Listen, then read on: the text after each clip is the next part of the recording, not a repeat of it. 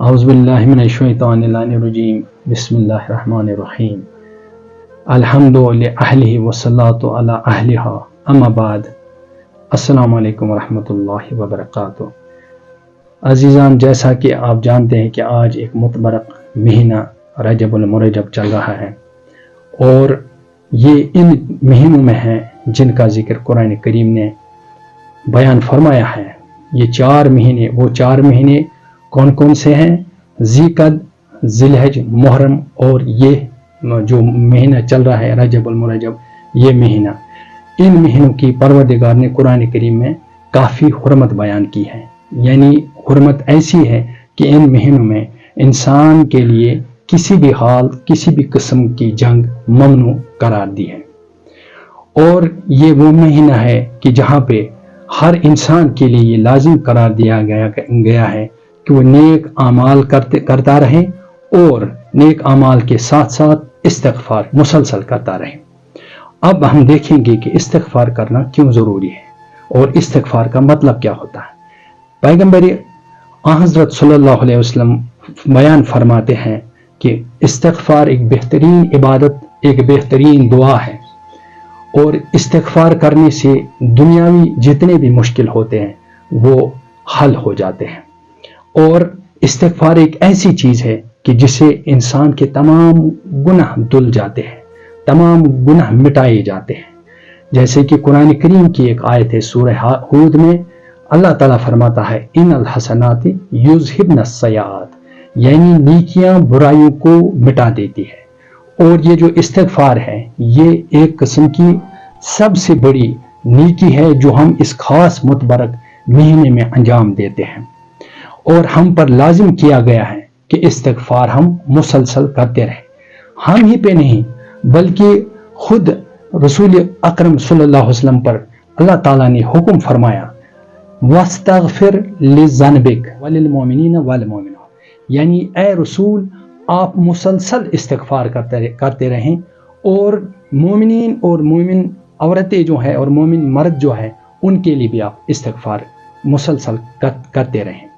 جو کہ حضرت صلی اللہ علیہ وسلم امت کے بارے میں جب فکر مند ہوتے تھے تو استغفار کثرت سے کیا کرتے تھے،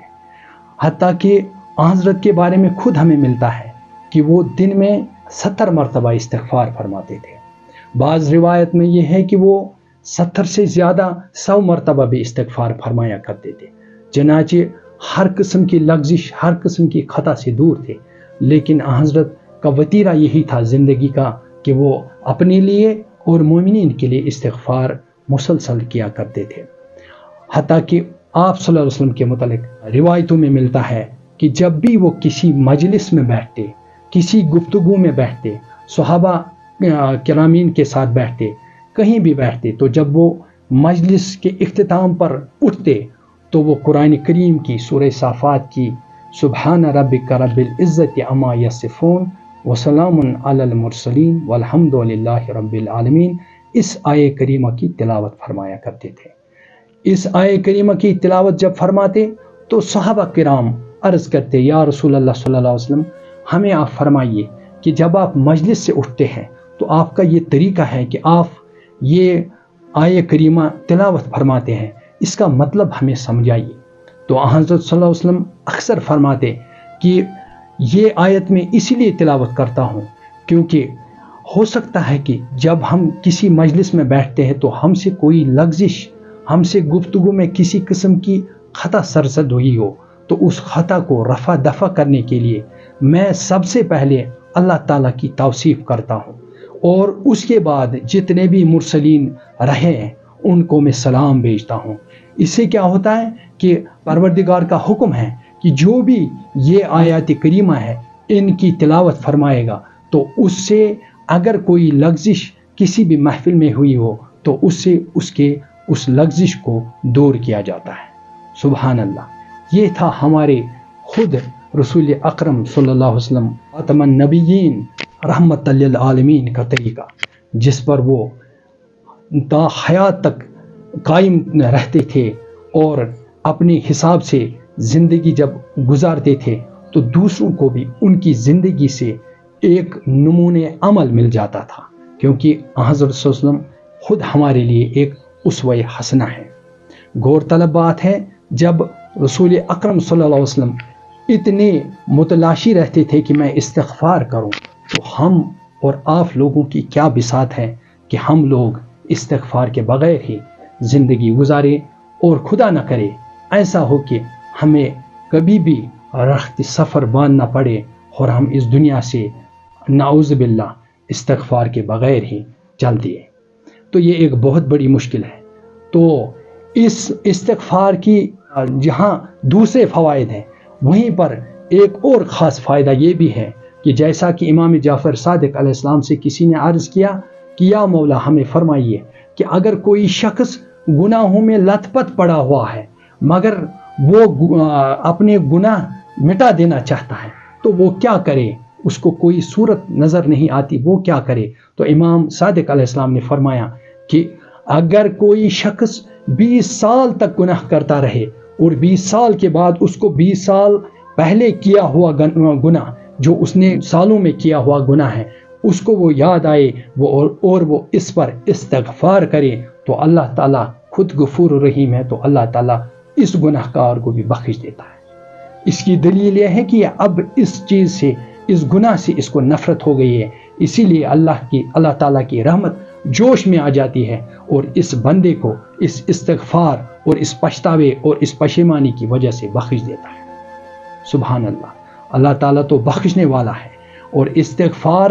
کرنے سے اگر انسان کے کتنے بھی گناہ ہو، کتنا ہی وہ تنگ اور تاریک جگہ میں یعنی اپنے آپ کو پاتا ہے زندگی میں گناہوں کی وجہ سے، لیکن پھر بھی استغفار جب کرتا ہے تو اللہ تعالیٰ اس کو بخش دیتا ہے۔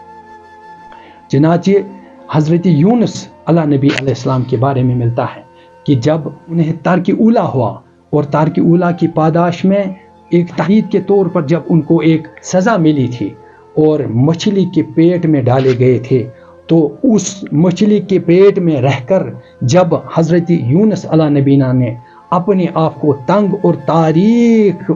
جگہ میں اپنے آپ کو پایا تو فوراً اللہ تعالیٰ کی طرف رجوع کیا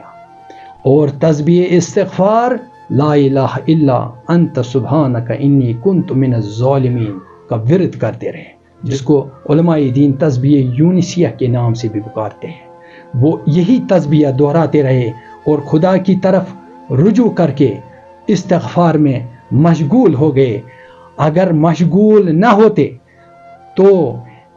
روایتوں میں لکھا ہے کہ حضرت یونس تاحیات اسی مچھلی کی پیٹ، اسی زندان میں تاحیات رہتے، تا قیامت رہتے،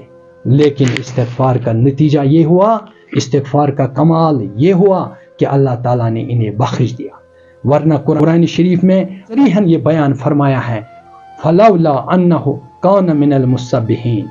اگر حضرت یونس علیہ السلام استغفار نہ کرتے لَلَبِثَ فِي بَطْنِهِ إِلَى يَوْمِ يُبْعَثُونَ، تو قیامت تک مچھلی کے پیٹ میں ہی رہتے اور یہ مچھلی کا پیٹ بطور زندان حضرت یونس کے لیے رہتا۔ لیکن چونکہ حضرت یونس علیہ السلام نے فوراً اللہ تعالیٰ کی طرف رجوع کیا اور استغفار کیا تو اللہ تعالیٰ نے بھی ان کو بخش دیا اور اللہ تعالیٰ نے اس کی دعا قبول کر لی، جیسا کہ قرآن میں آیا ہے فَاسْتَجَبْنَا لَهُ، کہ اس نے پروردگار نے حضرت یونس کی دعا قبول فرمائی وَنَجَيْنَاهُ مِنَ الْغَمِّ، اور جو اس کو مصیبت آن پڑی تھی وہ اس مصیبت سے نجات دلا دی۔ تو بہرحال عزیزو، یہ ہے استغفار کی طاقت اور استغفار کا کمال۔ یہ مہینہ بھی استغفار کرنے کا ہے، توبہ و استغفار کریں گے، چونکہ مگر اس کے لیے بھی 2 شرائط ہے۔ اللہ تعالیٰ تو بخشنے والا ہے، اللہ تعالیٰ خود بندے کو پکارتا ہے کہ میری طرف رجوع کر، میں تجھے بخش دوں گا۔ قرآن کریم کی ہی سورہ ہجر کی ایک آیت ہے نبئ عبادی، اے میرے بندو، نبئ عبادی یعنی میرے بندوں کو خبر دے دو، انی بے شک، انا غفور الرحیم، بے شک میں بخشنے والا ہوں۔ عزیزو، کائنات میں ایسے گناہگار، سنگین گناہگار جو سنگین سے سنگین تر گناہ کے مرتکب ہوئے تھے، ان کو اللہ تعالیٰ نے بخش دیا ہے، جو تواریخ میں درج ہے۔ انشاءاللہ آنے والے شمارے میں، انشاءاللہ آنے والی کلپ میں ہم ان اشخاص کے بارے میں بھی ذکر کریں گے جو بہت بڑے عظیم گناہوں کے مرتکب ہوئے تھے۔ لیکن جو ہی اللہ تعالیٰ کی طرف رجوع کیا، جو ہی اللہ تعالیٰ کی فرمان برداری میں آئے، اللہ تعالیٰ نے انہیں فوراً بخش دیا۔ وآخر دعوانا ان الحمد للہ رب العالمین۔